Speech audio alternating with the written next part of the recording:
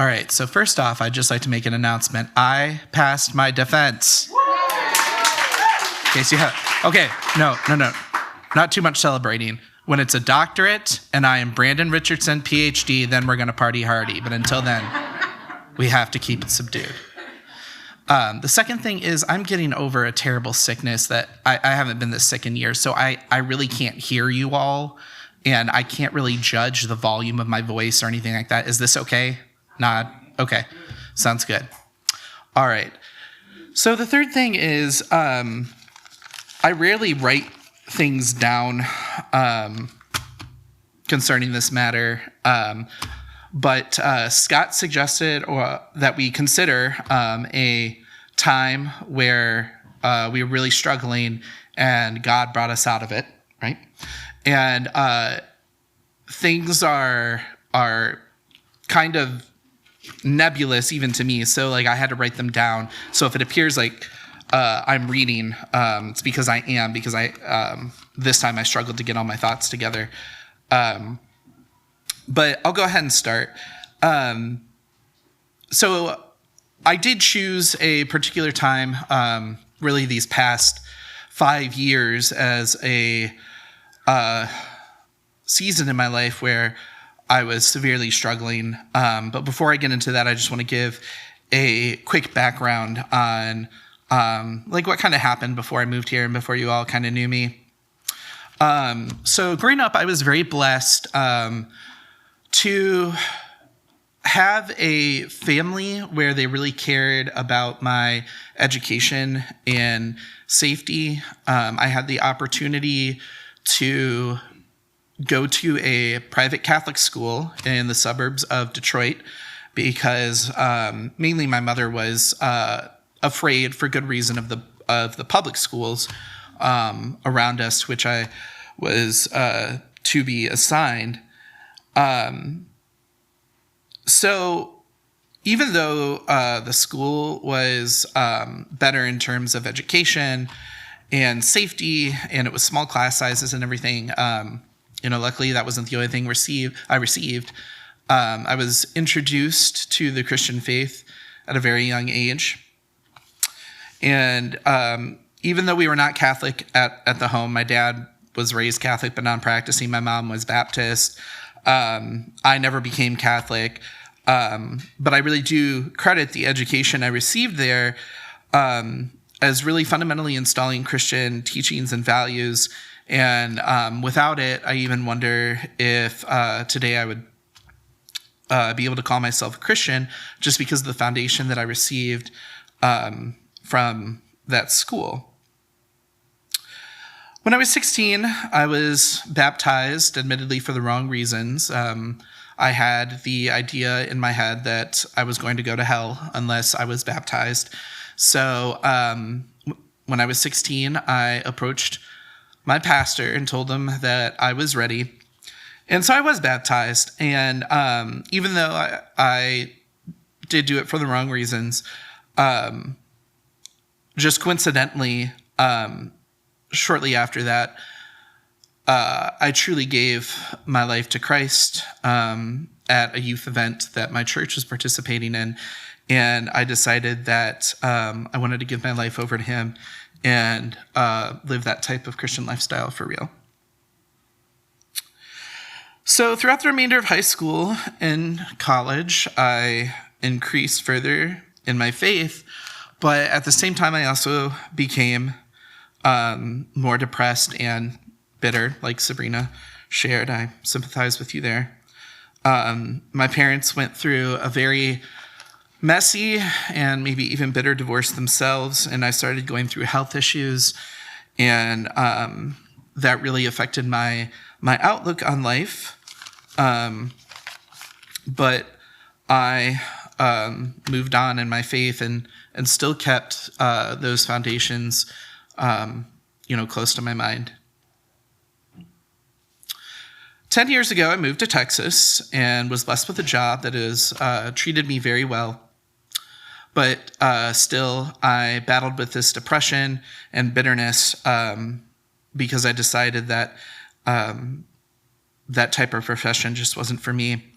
I also discovered that I did not like living in this area or the way of life because it was so different from what I was used to. And I felt like my dreams of becoming a paleontologist were over. I eventually admitted to myself that the school had become an idol in my life, but I followed that up with I had no interest in changing my perspective, and I refused to let this endeavor go or slip through my fingers. So that's when I called up Scott, and I told him effective immediately I would be stepping down as a deacon, as I couldn't feel right serving in that capacity with bitterness and lust for something I would stop at nothing to get.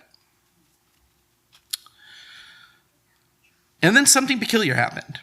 When I was finally able to admit that the position that I had elevated my career to where it was, God began to work on my heart. I began wondering if maybe God put the desire of paleontology to give it up as a form of worship, and at the very least to give him control over the situation. This revelation led to a lot of prayer and renewed conviction, and though I decided to move on with my goals in paleontology, it also renewed my spiritual life and behaviors. I tried to be less sarcastic, more open, and began repracticing things that I had lost, like constructive prayer life and Bible reading.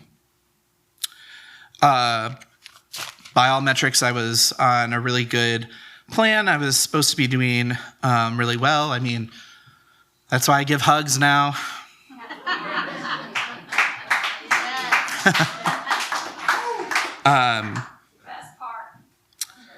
I know someone said something, but I can't hear it. I assume it was something from Courtney. Okay.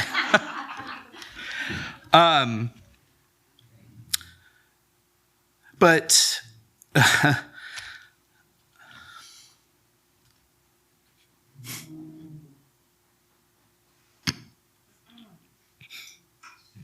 sorry. This all changed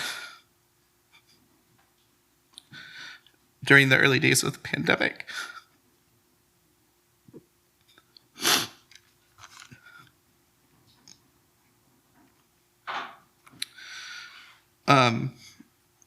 The rest of this is not in linear order, because I thought it would be more beneficial to group it by subject matter.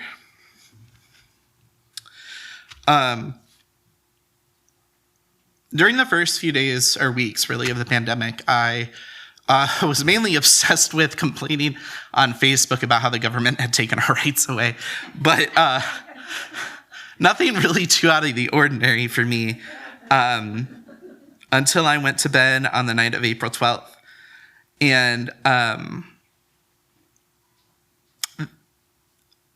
heard something, and it wasn't an audible voice at all, but this voice said in my mind, "You are going to start worrying from now on." I will testify until the day I die that what happened next took place over a night. It was like black and white, a switch being flipped. I woke up with a different brain. Beginning that next morning, I began to have almost debilitating paranoia thoughts. I began to believe that there were entities out to get me. I believed that they were watching me, listening to me, had insight into my life, and they were out to get me. I believed that the government was trying to plot against me and put me in jail. I would do things like take a chair and sit down on my front lawn. And I would wait for them, don't ask me who them were, to show up and take me away. I would do things like stay up until 3 a.m. in the morning going over past tax returns because I believed the IRS was researching me in their offices, trying to find any little mistake I could have made and lock me up. I watched as I began to be afraid to drive. I was consumed by the thought that at any given moment I could get behind the wheel and cause an accident and take someone's life and would be locked up forever. In fact, there were days when I would come to church and the first thing I would do was put my head down at that bench where Zane is at, and I wouldn't even be listening to the sermons because I was consumed by the thought that in an hour I would have to drive home.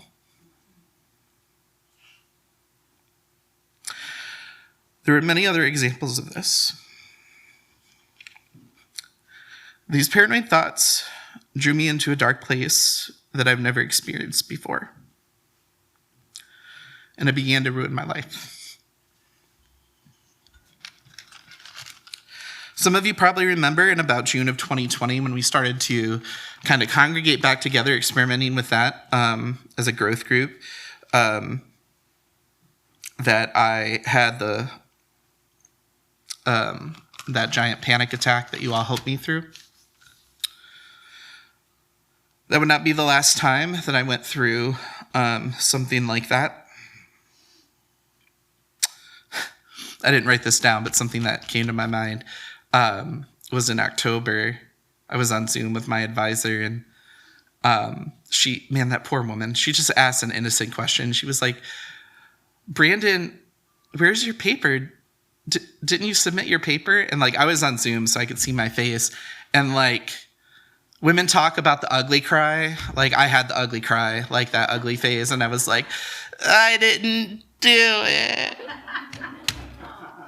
And she didn't know what she was in for. But then I started rambling everything that happened in 2020. And she, that poor woman was like, it's okay, Brandon. She's not paid for that, but looking back at it, it was really funny.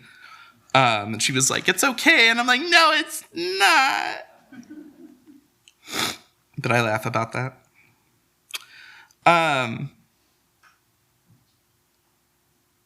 Terry and Candy were nice enough to let me into their home for company on a daily basis. And on occasion, I would have these same mental breakdowns. And they were there to kind of talk me out of it and be there with me. But ultimately, for a while, these breakdowns were happening pretty frequently. I tried many treatments for the paranoia I was experiencing. I tried hypnosis, different meds for depression and anxiety. And sometimes I would be doing well for a few weeks and then spiral right back down to where I was before. Eventually, I started claiming up again to others because I was tired of talking about myself and about the situation that I was going through. But it was at this time, unfortunately, to cope with the situation, I turned to bad habits. It began with food. Being depressed and worried all the time led me to consuming unhealthy amounts of food. And I basically developed a food addiction. I gained about 100 pounds in a little under a year. And because of this, I developed type 2 diabetes. This is pretty devastating to me, as years prior to this, I always tried to watch what I ate, and I was really involved in healthy living and fitness, and it felt like I'd lost all that progress.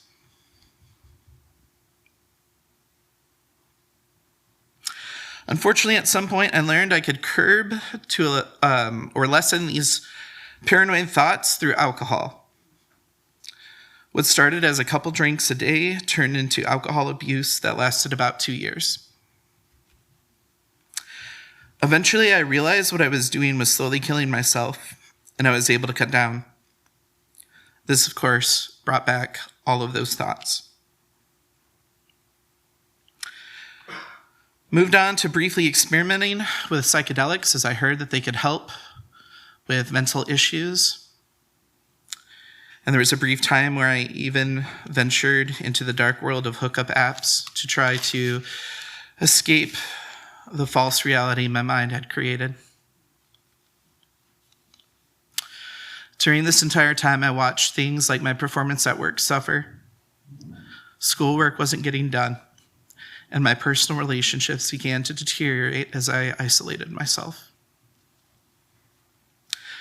Eventually, I'd had enough, and in 2023, sometime close to the passing of my father, I approached my psychiatrist and told her that I thought my anxiety was truly paranoia, and I was beginning to show the signs of schizophrenia. After providing examples and finally opening up to her, she told me she didn't believe that I had schizophrenia. There are other things that come along with that diagnosis, like auditory and visual hallucinations, things that I didn't really have. And there are certain ways that schizophrenics interact with reality that I didn't show.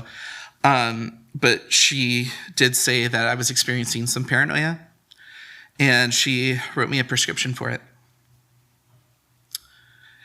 It's funny, as soon as the thoughts appeared, they began to dissipate after taking this medication.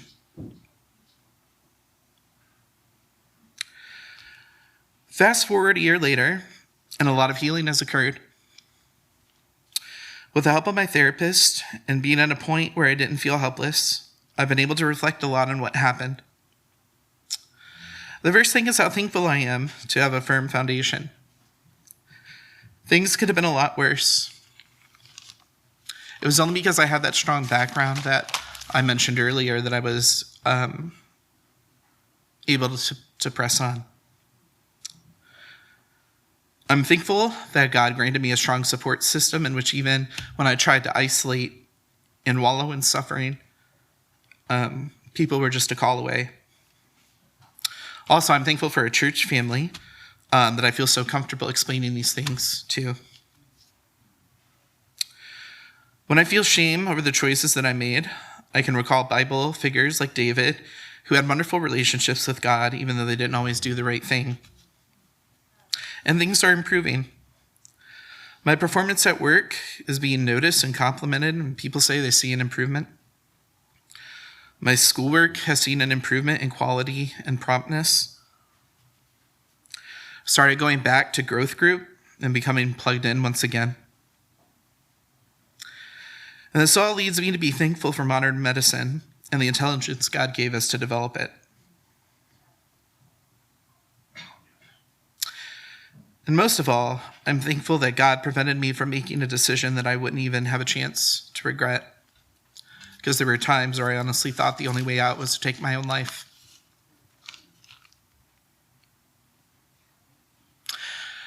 All in all, I'm happy to have gone through a terrible season of life that God delivered me from. It's one thing to hear about it, to understand or think that God is going to deliver us from tough times. But I wonder if sometimes God allows us to experience that deliverance just so we can understand how true it is. Thank you.